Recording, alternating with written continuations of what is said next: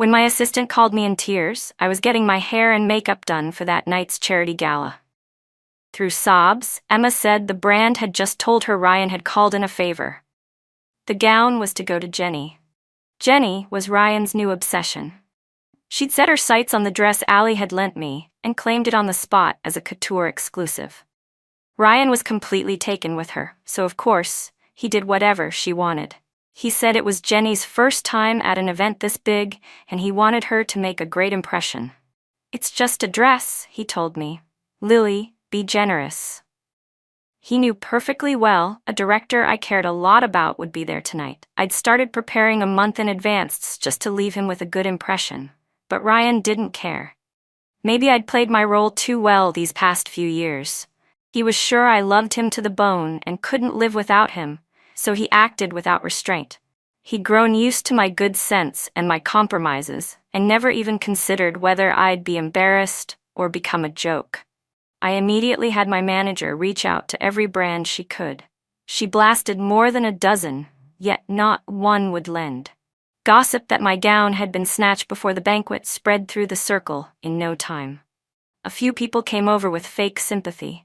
"Lily, if it's this late, there's nothing to be done. There will be other chances. It's just a pity Director Donovan is the headlining guest tonight. They say he's also picking the female lead for his new film." I thought for a moment and dialed Nora's number. Then, under looks of pity or schadenfreude, I waited quietly for 3 hours. Just as I was about to call it a night, Carter's secretary arrived with a dress, Allie's ultra haute couture. Unfortunately, the style wasn't exactly right for me. That night, Jenny stole the show in a gradient blue starlight gown set with 1,000 diamonds. Before the gala had even ended, prepackaged puff pieces crowning her as the latest society goddess were everywhere. Emma fumed. "Lily, you would have looked way better in that dress." Within minutes, those words reached Jenny. She stopped me with a glass of champagne, arched a brow, and said, "I heard Lily wanted to wear my dress too. But Ryan said only a fresh young girl like me can bring out that starry sprite feeling." She deliberately looked me up and down. "Lily, you'll be 30 in 2 years, right? People have to admit when they're getting old." I smiled gently. "At 28, I'm certainly not young in this industry. I hope you never reach my age, Jenny." She blinked, probably still trying to figure out what I meant, but I'd already given a polite nod and walked backstage. By the time she came to her senses and sent me a stream of insults on WeChat, I was back at my apartment, makeup off, about to shower. I read her messages and thought, Ryan's new darling may be beautiful, but beauty means nothing. Pity she doesn't have much of a brain. While I was blow-drying my hair after the shower, messages from Emma kept coming. An endorsement I'd all but secured had been poached by Jenny.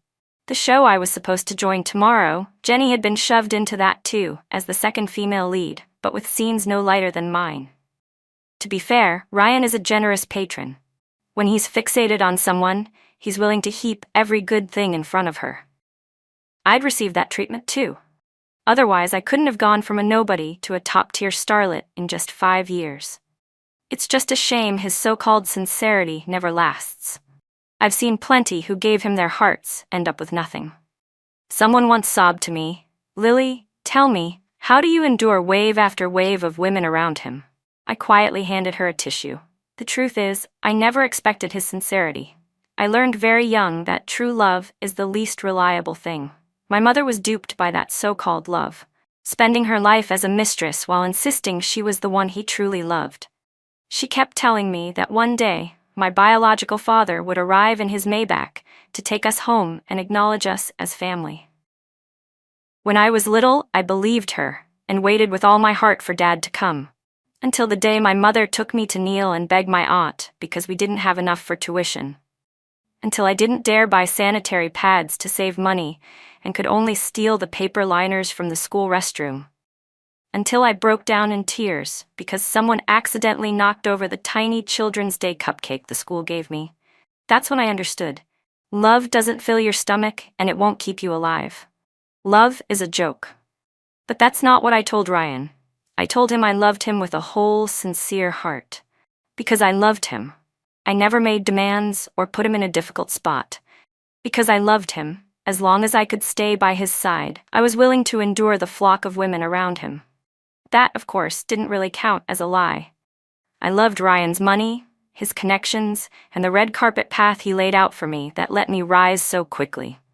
How could that not count as love? Ryan reveled in the feeling of being adored so wholly.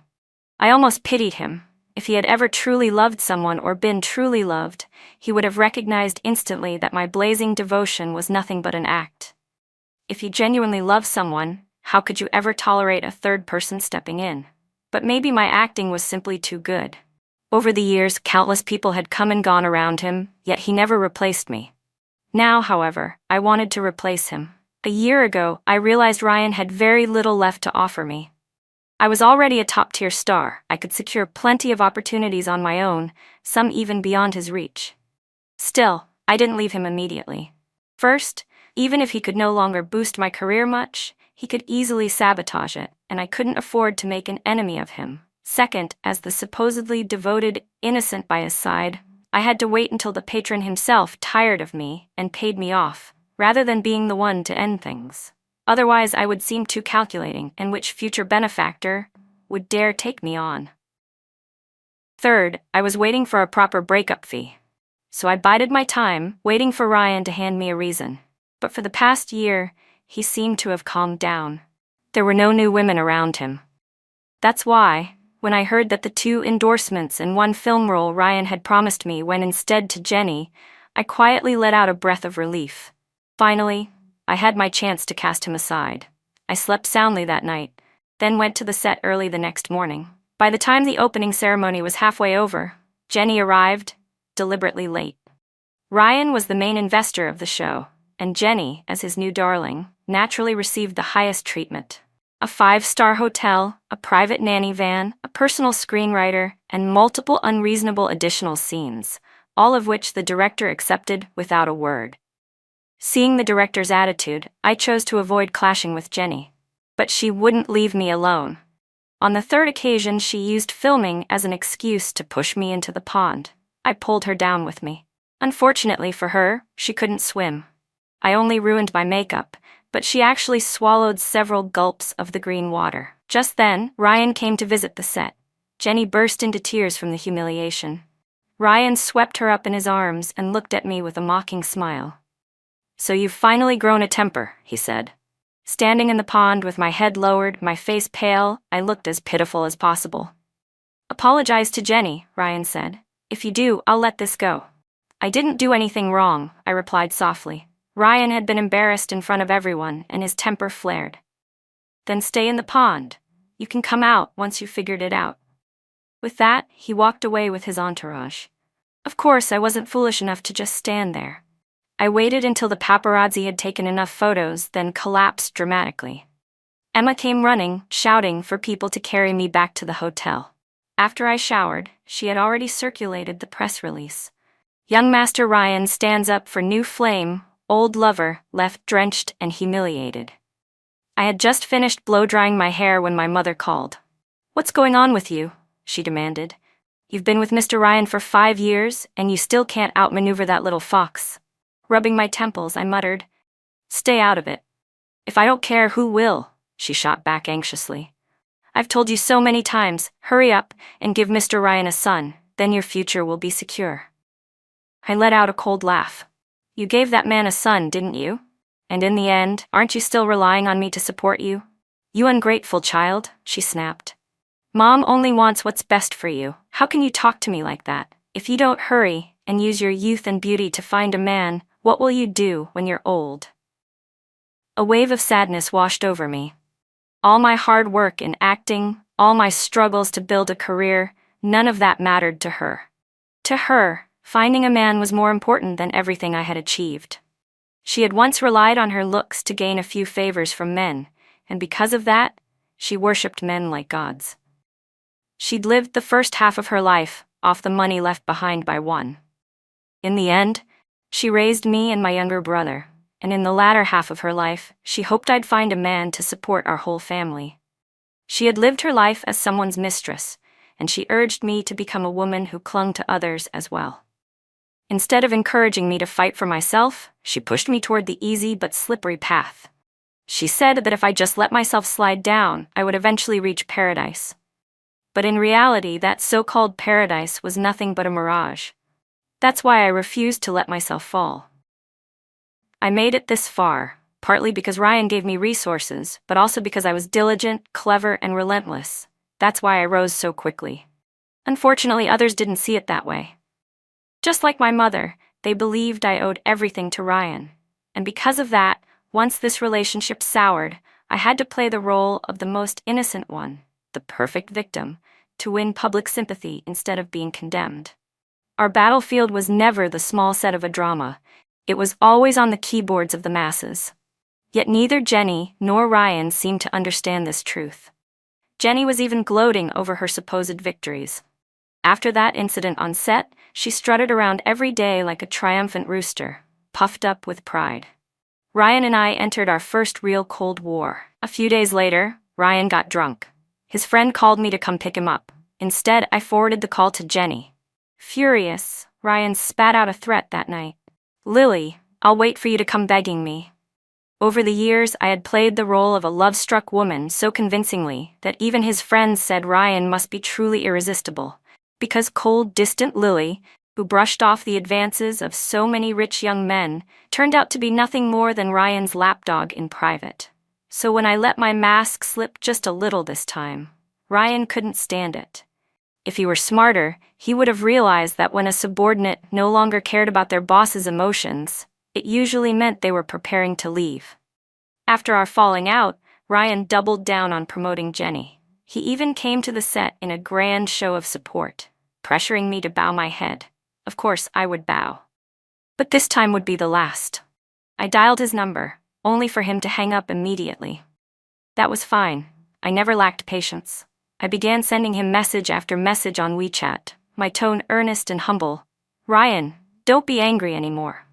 Every day I spend fighting with you, I cry myself to sleep. My birthday is coming soon. Will you come and share a bowl of suzhou noodles with me?" I had once found out that Ryan's mother had died young and his father barely cared for him, leaving him neglected by a stepmother. His only sense of warmth came from memories of his late mother, who was from Suzhou. Every year on his birthday, she made him a bowl of suzhou noodles. So on his first birthday after we met, when he asked me what I wanted, I told him I wanted a bowl of suzhou noodles too. I said I grew up with my grandmother, who was also from Suzhou, and she always made me noodles on my birthday. I was certain Ryan would never bother to investigate which tiny village my grandmother, long buried for more than a decade, came from. And I was right. His eyes turned red as he pulled me into his arms and promised, "From now on, I'll spend every birthday eating suzhou noodles with you." So even though he didn't reply to my messages until much later, writing only, "We'll see when the time comes," I knew he would show up. On my birthday, the sun shone brilliantly. Jenny picked another fight with me over some trivial matter. This time, I didn't back down. I gave her a cold smile and leaned close enough that only she could hear me. "You're only acting arrogant because Ryan supports you. But do you know he's coming to set today to celebrate my birthday? Miss Jenny, rein in your temper. You're about to fall out of favor." Jenny stared at me in disbelief and immediately called Ryan right in front of me. "You're flying in tonight, right?" she asked. "Yeah, I'll drop by the set tonight," Ryan replied, sounding impatient. His tone must have stirred some sense of crisis in her because she shot me a vicious glare and muttered, "Who knows who'll have the last laugh," before storming off. I almost wanted to tell her she should really practice her Mandarin more. The saying was, "Who knows the deer's death," not, "Who knows the sailor's death." Ryan had booked a private room and invited the whole crew to celebrate my birthday. But right as it was time to cut the cake, he suddenly disappeared. I glanced at the tracker on my phone and instantly understood. 6 months ago, when I was planning to distance myself from him, I had secretly installed a one-time location program on his phone. It could be activated from mine, but once used, it would leave no trace. I excused myself politely and slipped out. Following the signal, it didn't take long to find Ryan and Jenny in the stairwell. Jenny, desperate to prove herself, had thrown herself at him, and the sounds of their lips and tongues intertwining echoed in the empty stairwell. I took a deep breath, steadying my trembling hands, then slid my phone into the crack of the door to record. After a few minutes of kissing, Jenny was turned against the wall. Her long gown bunched up around her waist. Ryan pressed her down, and she suddenly glanced back with a sly smile. "Isn't this exciting, Ryan, and to think we're doing this just one wall away from Lily?" Her taunt gave me a perfect shot of her face in clear view. "You're ruining her birthday party," Ryan chuckled. "So what?" Jenny teased. "Tell me, is she better, or am I better?" "Shut up and focus," he muttered. "Ryan, be gentle," she whined. "Who was it that begged me to come here?" Ryan growled, smacking her with a loud crack. She yelped, but clung tighter. When he finished, I glanced at my phone. 6 minutes of footage. Short, but more than enough. I tucked my phone away and decided it was time to make my entrance. I pushed open the stairwell door. They were still in each other's arms, startled when they saw me. Jenny was the first to recover, flashing me a smug smile. "Sorry, Lily, I guess we ruined your birthday party." Ryan quickly straightened his shirt. He hadn't removed much clothing to begin with. He acted casual, asking, "What are you doing here? Have they cut the cake yet?" I stood frozen, trembling, tears spilling down my cheeks. Seeing me cry so pitifully, Ryan gestured for Jenny to leave. She glared at me reluctantly, snatched her underwear from the floor, and as she left, she purred, "Ryan, I'll be waiting in 802. Then she shot me a mocking glance. "You're not even his girlfriend. Why are you acting so self-righteous?" Only after she left did Ryan step forward, reaching to hold me. All right, don't cry, the cake's still waiting. I'll go back with you." I shoved him away. The scent of Jenny's perfume and the stale heat of their encounter clung to him, making me sick. He pulled me into his arms again, and again I pushed him off, harder this time. Before he could explode, I seized the chance to strike first. "Ryan," I choked out between sobs, "how could you do this to me?" He rubbed his temples impatiently. "Lily, you're the one who said that as long as you could stay by my side, you'd endure anything. You've gotten along fine with the other women before, haven't you?" Clutching my chest, I wept. The only reason I could tolerate those women wasn't because I was stronger, but because I loved you more than they did. But how could you trample all over my heart just because I love you? Maybe my tears softened him, because his anger melted from his eyes. "Lily, I really did want to celebrate your birthday. It's all her fault. Come on, I'll buy you a new bag, all right?" I cried harder, shaking my head. "Be good, don't cry. Next time I won't do this again," he coaxed. "There won't be a next time," I whispered. His brows shot up. "What did you say?" I said. "Ryan," I lifted my tear-stained face, "let's break up." For once, Ryan actually lowered himself, but I refused to let him off easy, and I didn't take the step down he offered. Ryan's expression turned cold, his brows sharp. "Take back what you just said, and I'll pretend I never heard it," he said flatly. I didn't answer. Tears streamed down my face, but I shook my head with unwavering resolve. His face darkened, twisted with anger. He let out a harsh laugh. "Lily, think carefully. I never take back what I've said. Once we're done, we're done. There's no medicine for regret." I gave him a calm smile and began the lines I had prepared long in advance. "Ryan, maybe you don't remember, but the first time we met wasn't at Jason's dinner party. It was earlier, at an awards ceremony. That night it poured rain, and you handed me an umbrella. From that moment, no one else could ever enter my heart. I remember it clearly. You were dressed casually, but the umbrella you gave me was from Swim. I remembered you instantly. When we first got together, I thought it would be enough just to stay by your side. Over the years, women came and went around you, yet you never replaced me. Last year on your birthday, you even took me to your brother's gathering and introduced me as your girlfriend. You said it so seriously that I believed you. I thought that if I held on long enough, one day you'd come to your senses and see my worth. But just now, I finally realized it was all my foolish fantasy. My love means nothing to you. Ryan, I won't force it anymore. Thank you for taking care of me all these years. From here on, I wish you nothing but success and happiness." My eyes brimmed with tears as I choked out the words, almost wanting to applaud myself. This was without doubt the highlight of my acting career. I even nearly convinced myself. Without giving him a chance to respond, I ran off sobbing. afraid that if I stayed another second, I would break into laughter. Out of the corner of my eye, I thought I saw Ryan's eyes redden, though maybe it was just my imagination. Oh, and I forgot to mention, my microphone was still on. So the entire exchange between Ryan, Jenny, and me was broadcast live to the crew. Somehow, the recording leaked online. Overnight, my image as a fragile yet resilient woman heartbroken by love swept through the internet. The hashtag #ProtectLily shot straight to #1 on the trending list, followed by #PureLoveWarriorLily. The only white Jasmine in showbiz, and old love new flame. Even the incident where Jenny's company had suppressed the drowning scandal resurfaced. Anonymous posts popped up everywhere. I'm crew. I can only say Ryan must be blind. Jasmine Lily is 10,000 times better than that other woman. The way she looked at him the day she fell into the water broke my heart. The entertainment industry really has someone this pure? I'm crying. Old fans chimed in. Lily's always cold and distant to everyone. But whenever Ryan's name comes up, you can't miss the warmth in her eyes. People said she was only with him for resources, but I always knew she truly loved him. You can't hide love. If their ship isn't real, then the world owes Lily an Oscar. Others speculated, one day Ryan will regret this. He'll never find anyone who loves him the way Lily did.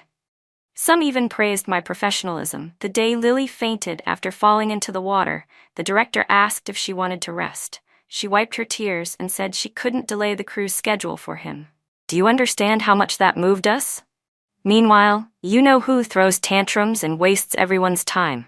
Because of him, we've had to work twice as hard. More joined in. I can confirm every word. His acting is awful. The teacher had to reshoot again and again. Whenever he had scenes, we were guaranteed overtime. And with that stiff face from too much plastic surgery, how could his acting possibly be good? Yet he still dares to market himself as some fiery peony, while trying to suppress Lily. Shameless. Public opinion almost entirely sided with me. At that moment, I was holding a glass of wine on the 57th floor of Marina Bay Sands in Singapore, staring at the glittering CBD skyline through tear-filled eyes. If the director hadn't only granted me 3 days off, I would have flown to Paris to cry, to London to cry, to New York to cry. But I chose Singapore, not just for the kaya toast I craved, but also because I saw Carter's location was here. Carter was my new target. A year ago, in order to prepare myself for a new patron, I enrolled in the EMBA program at a top business school. Carter, invited back as a distinguished alumnus, came to give us a public lecture on equity investment. I didn't hear a single word of the content. My entire attention was stolen by the opening slide of his presentation. His personal profile. Even as an outsider, I recognized the names of the massive projects he had spearheaded. Out of curiosity, I searched his net worth afterward. The endless string of zeros on the screen left me counting and recounting, unable to even keep track. I stared at those numbers glowing on my phone, then lifted my gaze toward Carter standing at the podium.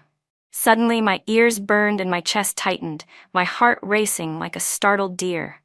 After all, women like me, innocent little white flowers, are always the ones most easily struck by love at first sight. Under the pretense of asking a question, I joined the crowd in adding his WeChat. Then, using the way he named his WeChat ID, I tried searching for him across other social platforms and news mentions. Before long, I had tracked down his Shuichu account, his X account, and even a Weibo alt I was 90% sure was his. I spent 3 days consuming every interview and article written about him, then another 3 days combing through his social media posts. That's when I came across a term, due diligence. And I thought to myself, I was born for this. I had already gathered every piece of public information I could. The question now was how to use it. The next time Carter returned to the school to lecture, he reserved a Q&A session. Calm and composed, I raised a question I had spent 2 months crafting, centered on the famous acquisition case that made his reputation. I pointed out a glaring flaw and the risks behind it. That's how men are. If you flatter them endlessly, they won't remember you. But the moment you challenge them, they'll want to spar with you. Sure enough, for the first time, his gaze fixed on me with seriousness. That day I had also dressed carefully, my styling chosen to project the aura of an intellectual woman. I was always adept at building my advantage through differentiation. With Ryan, I positioned myself as more beautiful than the ones who loved him, more loving than the ones who were beautiful, and more obedient than those who were both. With Carter, I aimed to be the most cultured among the beautiful, and the most beautiful among the cultured. Intrigued, he engaged me in discussion. I had rehearsed my responses countless times. Well-reasoned, measured, never aggressive. And I ended with, "Of course, I believe Mr. Carter must have considered the worst-case scenario and the cost of failure. That's why I so admire your courage to burn the boats behind you.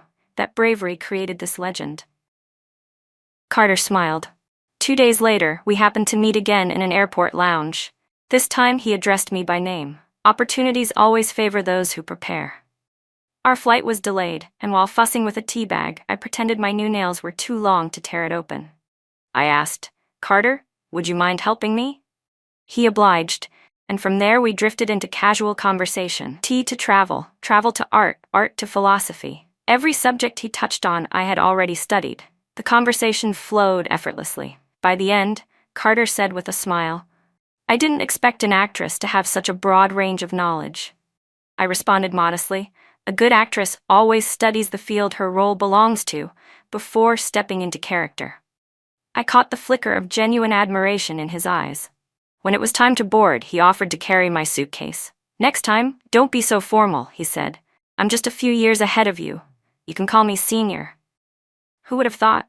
Back then, I couldn't even get into a mid-tier university, yet here I was, calling a Harvard graduate my senior. But that wasn't enough. I needed a stronger opportunity to draw him closer. So the night my dress was stolen, the first person I thought to turn to was him. It was both an admission of vulnerability and a test. If he was at all interested, he would help me. And fortunately, I gambled correctly. After the charity gala, I called Carter. "Senior, thank you for helping me out tonight." On the other end, his voice was low and teasing. "And how do you plan to thank me?" I smiled, my lips curling. "Naturally, with something tangible." His voice dipped even lower through the line, brushing against my ear like velvet.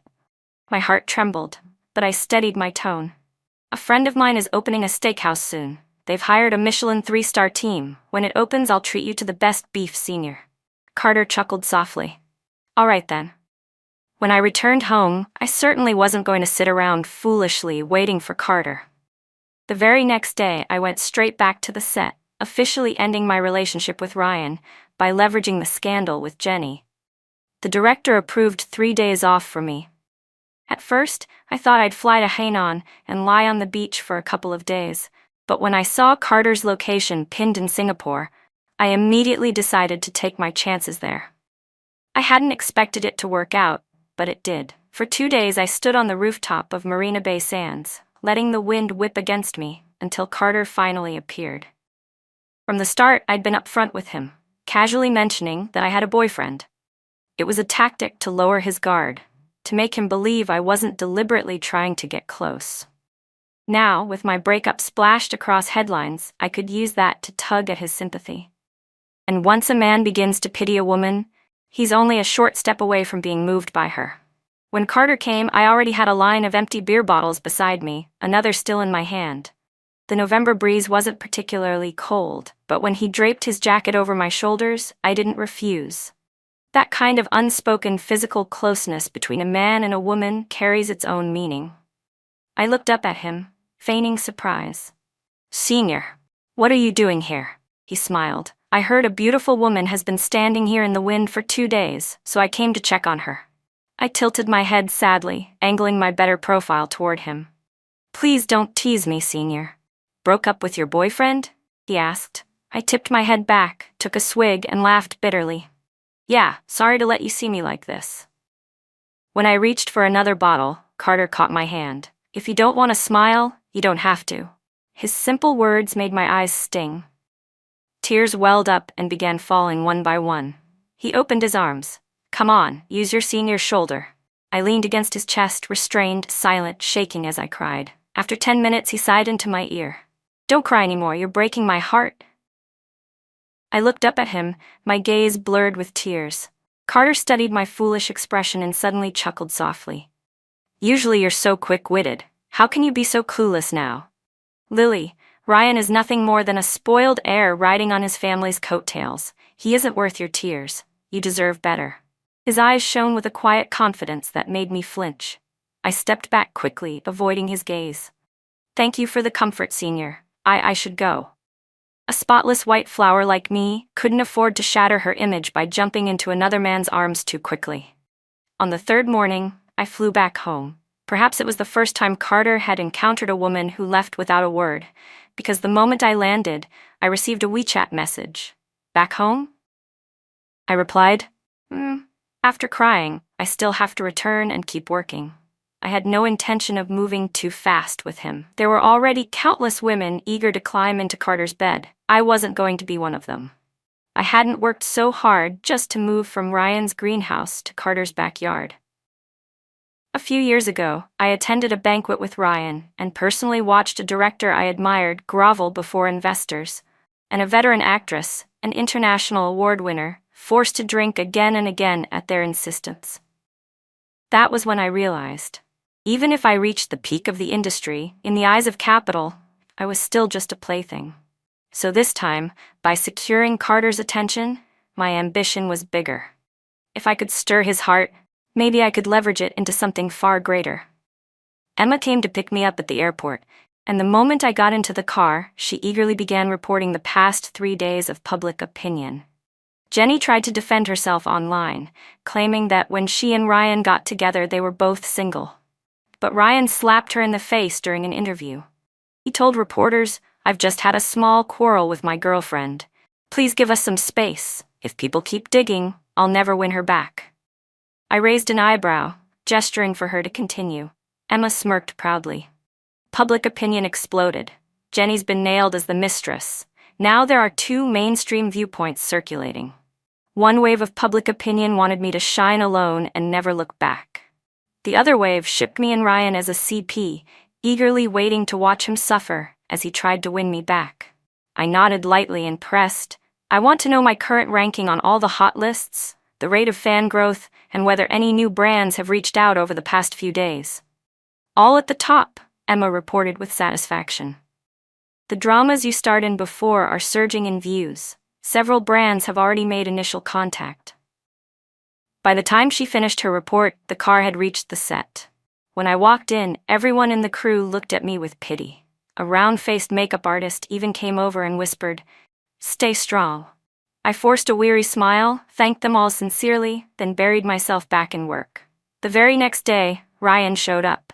Of course, he didn't come empty-handed. He brought me a Van Cleef & Arpels Pont des Amoureux watch.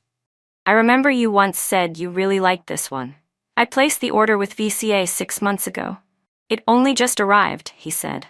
Every time Ryan returned from another woman and wanted me back, he would offer a gift. This watch cost 7 figures at retail, not even counting the purchase requirements. When I was 17, reading romance novels, I could never understand why the heroine would refuse when the male lead offered diamonds or jewels. Now I finally understood. When you can buy it yourself, those things lose their meaning. Some things are far more important than a sparkling trinket. 3 years ago, cornered and desperate, I lowered my head before Ryan and agreed to become one of the flowers in his greenhouse. But in those 3 years, I worked relentlessly, role after role without pause, all so that now I could stand before him with my head held high and refuse to let him keep setting my price. "Mr. Ryan, I can't accept this for nothing," I said flatly. I turned to leave, but he caught my arm. "Lily, this time it was my fault. I've already broken up with Jenny. All her scenes in this drama will be cut. You're still the female lead." "Actually, He rubbed his nose as if trying to find the right words. I cut him off. "Mr. Ryan, your personal affairs have nothing to do with me. If there's nothing else, I'll be going." I walked away quickly. With so many eyes around us, no one dared try to stop me. So instead, he called my mother. On the day filming wrapped, she came to the set. I hadn't seen her in 3 years, and at the moment she saw me, she grabbed my arm. "Come with me right now. You need to apologize to Mr. Ryan." Swallowing my fury under everyone's stares, I dragged her to the car. Once inside, I yanked my arm free. "Are you insane? Ryan was the one who cheated. Why should I apologize?" My mother wailed, pounding her chest. "It was just a fling. Couldn't you endure it?" I let out a sharp laugh. I've endured it for 5 years. Isn't that long enough? She froze, then muttered, but after all, everything you have now is thanks to Mr. Ryan. No, I said coldly. Everything I have is thanks to myself. Yes, Ryan gave me resources, but I had to be good enough to carry them. And besides, he's a major shareholder in the company. Half of everything I earn goes into his pocket. He hasn't lost a thing. Her lips trembled. But you've been with him for 5 years. Don't tell me you feel nothing for him? The rage I had held back finally exploded. I slammed the thermos I was holding against the seat. Feelings? Do you not remember why I was with him in the first place? When I was 22, you stole the money I borrowed through online loans to pay for your surgery and used it to cover my brother's gambling debt. You cried and told me, "What else can I do? The whole family is relying on your brother." I screamed, breaking down. Rely on him for what? I was the one who took out the loan to save your life. She clung to me, sobbing. Lily, I know I've failed you. You don't have to worry about me. I won't treat this illness. I refuse to be your burden. She said it so easily, but how could I possibly not care?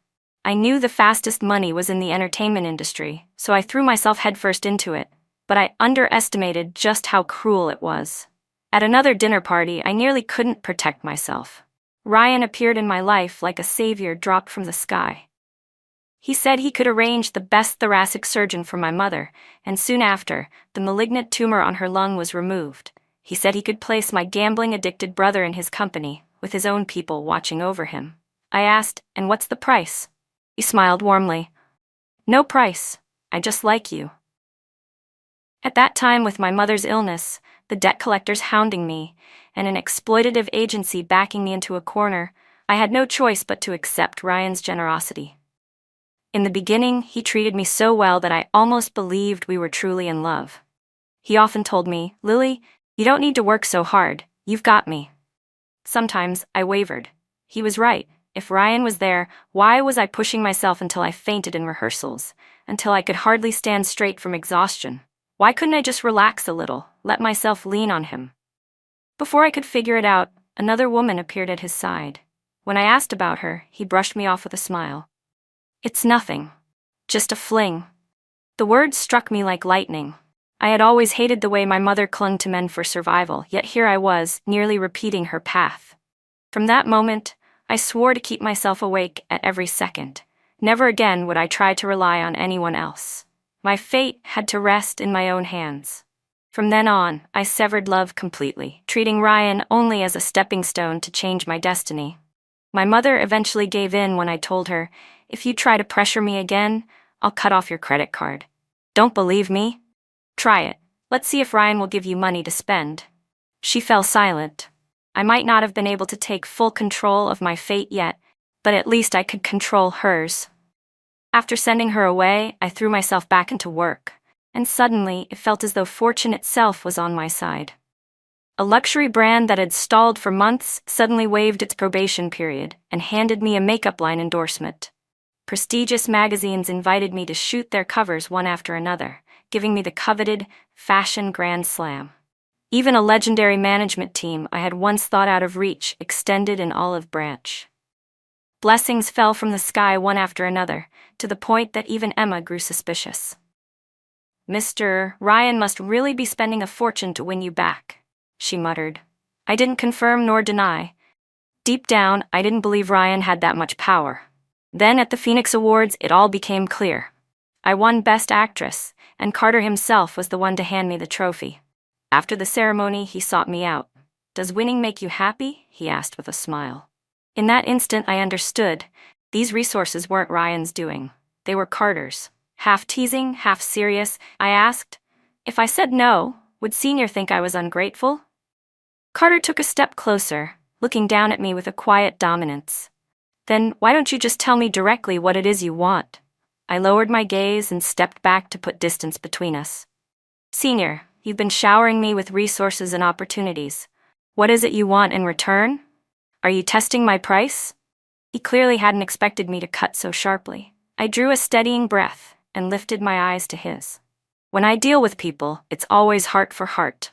Yet you treat me as though I'm a commodity with a price tag, realizing you've never seen me as your equal. It honestly makes me unhappy. It's late. Excuse me. Without waiting for his reply, I turned and walked away quickly. Sitting in the car back into the city, I replayed the scene in my head. It was a little risky, yes, but if I had simply accepted Carter's generosity, I would have been trapped in another lopsided relationship, a fragile flower watered at someone else's whim. Once was enough. Back home, I sent Carter a photo of a passage from Jane Eyre. Do you think, because I am poor, obscure, plain, and little, I am soulless and heartless? You are wrong. I have as much soul as you, and full as much heart. And if God had gifted me with beauty and wealth, I should make it as hard for you to leave me as it is now for me to leave you. We are equal, as we are. I believed with his education he would understand that what I sought was equality. At the same time, I was subtly pleasing him because in that passage, the woman speaks to the man she loves. Soon after, Carter messaged me on WeChat. Junior, I offended you. Please give me a chance to make it right. I smiled in satisfaction, stretched lazily, and turned off my phone. By the third time Carter asked me out, I softened my stance and gladly accepted. I sat in a Riverview restaurant he had carefully chosen, and with a light laugh, I said, Senior, do you still remember our agreement? I had once tested the waters by telling him I wanted to learn about investment. Back then, Carter clearly didn't take me seriously. He hadn't outright refused, but only said, it's a very professional field. Then, half joking, he added, if you pass the CFA, I'll teach you. I agreed, I reminded him. We shook on it. For a moment, Carter paused, as if the memory had finally come back to him. He looked at me in disbelief. You actually passed? I lowered my gaze modestly and nodded. I had researched it. CFA truly was the best way to enter the world of investment. For that exam, I studied on my iPad during every break on set. Of course, the moment anyone walked by, I would quickly switch back to a script. Because of that, my reputation on set was excellent. Everyone said Lily always studied her scripts whenever she had time, a hardworking actress who could really focus. The only pity, they said, was that she wasn't very bright. After all that studying, she still occasionally flubbed her lines. But they would sigh, heaven rewards diligence. She'll become a great actress one day. Yes, heaven rewards diligence. I passed all 3 levels of the CFA without trouble. Carter asked me why I wanted so badly to learn investing. I just smiled. The truth was, I didn't want to be an actress forever. I wanted to be capital itself. But of course, I wouldn't say that out loud. Instead, I tilted my head and asked, if one day I successfully transition into investment, Senior, will you finally see me as an equal? As a true friend, not just a pretty vase? He gave a helpless laugh. We agreed, no bringing up old debts. Then if you feel guilty, I replied, don't hold anything back when you teach me. Reading from books is always shallow. I learn best by doing. After a pause, Carter nodded. All right. With him as my teacher, I began looking for small projects to test the waters. Many opportunities normally wouldn't have been open to me, but when I invoked Carter's name, people would allow me in with a token share, 10, 20, maybe 50,000. I was cautious. Even for a 500,000 RMB project, I shamelessly asked Carter to vet it for me. He was happy to guide me step by step, and I learned quickly. After a few small projects, our conversations evolved from one-sided Q&A to genuine back-and-forth discussions. My investments were all turning profits, and soon I began to build a reputation of my own in the circle. That steakhouse my friend had been planning was delayed for over half a year, and so Carter finally tasted the Wagyu I had promised him, just as my projects started paying out. I've been hearing everyone say you're an investment genius, he said with a smile. I placed a perfectly grilled slice of Wagyu onto his plate, smiling sweetly. That's only thanks to you being such a good teacher. Carter caught my hand, his eyes steady. You know I've never wanted to be just your teacher. I slipped my hand away deftly, lowered my eyes and sighed softly. Senior, give me a little more time. He wasn't pleased, of course. Anyone would be unhappy after half a year of not sleeping with the person they wanted. But I wasn't worried. Powerful men always have higher needs than others. There were plenty of women willing to warm his bed, but only one who could sit across from him and talk about philosophy and investment like an equal, me. That night, I sent him a message. I must be the kapok tree beside you, standing tall with you as tree to tree. It was a verse from Shootings to the Oak Tree. I was telling him that everything I worked for was to be worthy of him. Carter clearly understood. Soon after, he introduced me to an entertainment-focused equity fund, giving me a chance to participate. The buy-in was steep and I hesitated, but if it succeeded, I could be financially free in one stroke. He noticed my hesitation and smiled. "Don't worry, I'll cover you." I shook my head and declined politely. "How is that any different from you just wiring money straight into my account?" I asked. Carter chuckled. "Do we really have to draw the lines so clearly?" I blinked at him. "Not really. It's just, when it comes to money, I have my own ways of solving things." And then it struck me. Ryan still owed me money.